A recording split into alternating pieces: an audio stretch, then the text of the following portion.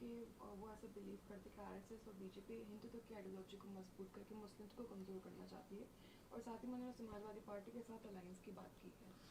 देखिए, ये भाईचारा तो स्वाभाविक है ओवैसी मियाँ और अखिलेश मियाँ के बीच में। कभी कभी तुष्टीकरण का कंपटीशन करते हैं, पर अब तुष्टीकरण का कोलैबोरेशन करेंगे, क्योंकि ये दोनों एक ही थाली के चट्टे बट्टे, ये दोनों एक ही वोट बैंक के सिक्के के दो पहलू है। दोनों यूसीसी का विरोध करते हैं, दोनों महिलाओं के अधिकारों का विरोध करते हैं, दोनों वक्फ रिफॉर्म का विरोध करते हैं, दोनों आतंकियों की पैरवी करते हैं। कोई अफजल गुरु की पैरवी करता है तो कोई उत्तर प्रदेश में जो बॉम्ब ब्लास्ट कराने वाले आतंकी थे उनको छुड़वाता है। तो दोनों ही वोट बैंक के भाईजान हैं। कौन बनेगा भाईजान, कौन बनेगा बड़ा भाईजान, अब इस कंपटीशन को समाप्त करते हुए दोनों का कोलैबोरेशन हो रहा है। तो मुझे लगता है कि ये बात तो किसी से छिपी हुई नहीं थी, ये दोनों ही एक ही सिक्के के दो पहलू है।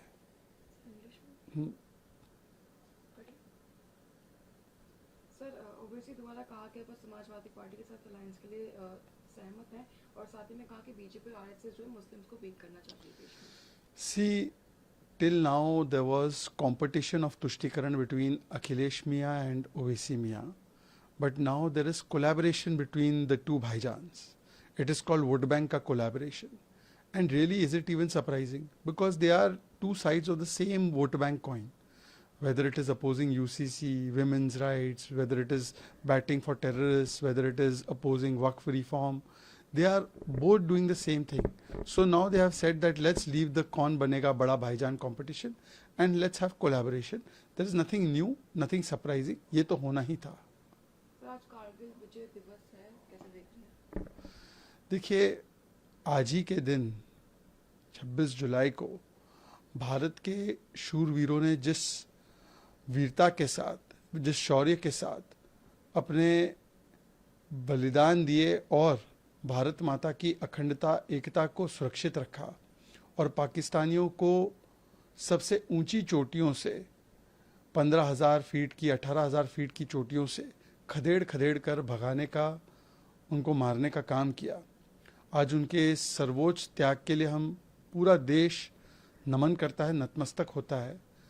और एक बात तो यह है कि पूरा देश 26 जुलाई को एक कॉमेमोरेशन, एक ऑब्जर्वेंस के रूप में मानता है।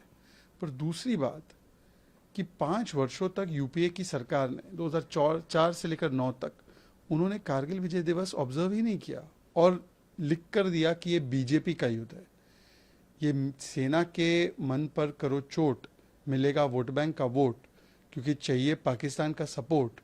ये बहुत इनका पुराना एक एसओपी बन चुका है। अभी भी देखिए उनकी आदतें बदली नहीं है। गलवान हो, ऑपरेशन सिंदूर को फेलियर बोलना हो, पृथ्वीराज चौहान का कहना हो कि सेना की आवश्यकता नहीं है, सर्जिकल स्ट्राइक को खून की दलाली राहुल गांधी ने बोला, बालाकोट एयर स्ट्राइक पे सवाल उठाए। तो सड़क का गुंडा से लेकर किस प्रकार से सेना का अपमान करना, सेना को national war memorial, OROP, bullet proof jacket, इन चीज़ों से वंचित रखना, ये कांग्रेस का असली चेहरा, सेना विरोधी चेहरा है। ये आईएनसी नहीं, ये एएनसी, एंटी नेशनल कांग्रेस है। So how do you see Kargil विजय दिवस? See, today is the day when we are commemorating as a nation the sacrifice, the valor of our brave forces who at 18,000 feet height were successful in pushing out the Pakistani infiltrators, terrorists, soldiers who had illegally occupied our land, and therefore we all pay our deepest respect to them.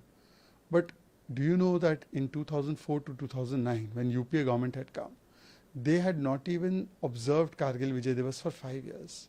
They hate the armed forces so much, they called it a BJP war. And they did it even now, whether it's Operation Sindoor, surgical strike, Balakot air strike. Rahul Gandhi has doubted the manobel of our forces, has attacked the manobel of our forces.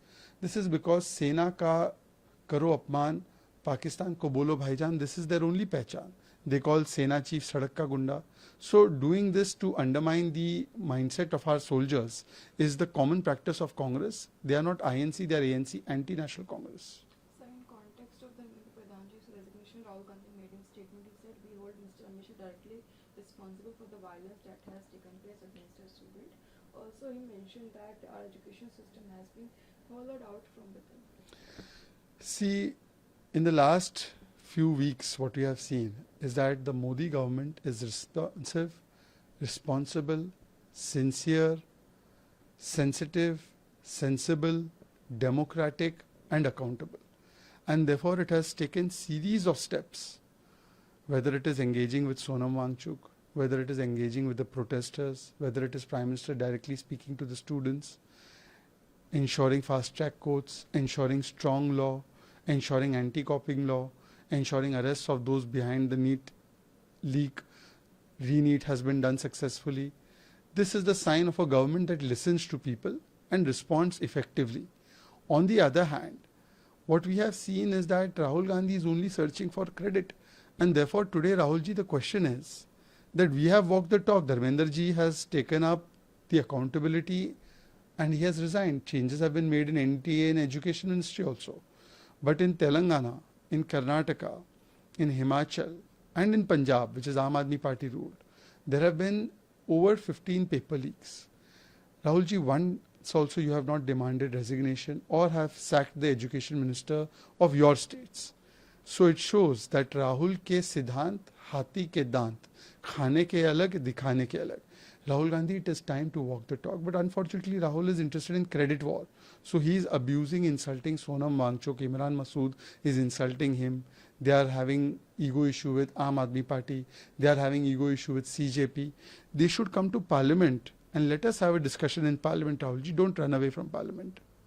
Sir, Dharmendra Pradhan ji के resignation को लेकर राहुल गांधी का statement है कि हम अमित शाह जी को directly responsible मानते हैं जो वायलेंस हुआ स्टूडेंट्स के अगेंस्ट में उसको लेकर, और काफी खोखला एजुकेशन सिस्टम देश का. देखिए, एक बात तो स्पष्ट है कि मोदी सरकार विद्यार्थियों के प्रति receptive, responsive, responsible, sensitive, sensible, sincere, democratic और अकाउंटेबल है. और इसीलिए चाहे स्टूडेंट से डायरेक्टली एंगेज करना हो प्रधानमंत्री का, कड़े कानून को आगे बढ़ाना हो, फास्ट ट्रैक कोर्ट बढ़ाना हो, इससे पहले एंटी कॉपिंग लॉ लाना हो, रीनीट करवा के जो भी नीट के लीक में जिम्मेदार थे उनको जेल भेजना हो, या चाहे आप देखिए कि किस प्रकार से सोनम वांगचुक और सीजेपी से भी एंगेज करके प्रोटेस्ट और फास्ट को एंड किया गया. पर दूसरी ओर हम देखते हैं कि एक इररिस्पॉन्सिबल विपक्ष जिसमें राहुल गांधी पार्लियामेंट भी नहीं आना चाहते. अब राहुल जी से सवाल है कि धर्मेंद्र जी ने तो अकाउंटेबिलिटी लेते हुए इस्तीफा दे दिया. तेलंगाना, कर्नाटका, हिमाचल और आम आदमी पार्टी रूल पंजाब में भी पेपर लीक हुए 15-15. उस पर आप इस्तीफा कब मांगेंगे? उस पर आप इस्तीफा कब लेंगे? तो राहुल के सिद्धांत और हाथी के दांत खाने के अलग दिखाने के अलग. मेरा विनम्र आग्रह है राहुल जी से कि आप वो पार्लियामेंट आइए, पार्लियामेंट में चर्चा करने की आप हिम्मत दिखाइए, भागिए मत. सर, सीएम योगी का स्टेटमेंट है कि पेपर लीक माफिया जो है विल फेस जेल और हेल. इसी को लेकर अखिलेश यादव का स्टेटमेंट है कि student and the youth of the entire country have one. देखिए अखिलेश जी, कम से कम अपना इतिहास तो देख लेते, अपनी पार्टी का, अपने कुनबे का.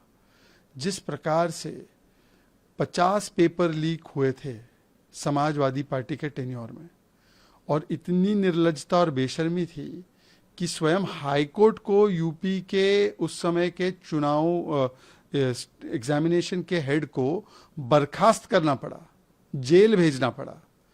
और आप तो वो लेगेसी से आते हैं जहां पर एंटी कॉपिंग लॉ को काला कानून बोल के हटाया गया. तो आप कम से कम विद्यार्थियों की और पेपर लीक की बात ना करें, जो खुद बोलते हैं कि थोड़ी बहुत चीटिंग तो मैंने भी की है, जिनके पॉलिटिकल और व्यक्तिगत ट्रेजेक्टरी में ही चीटिंग भरी हो, उनको कम से कम इस प्रकार की बातें शोभा नहीं देती.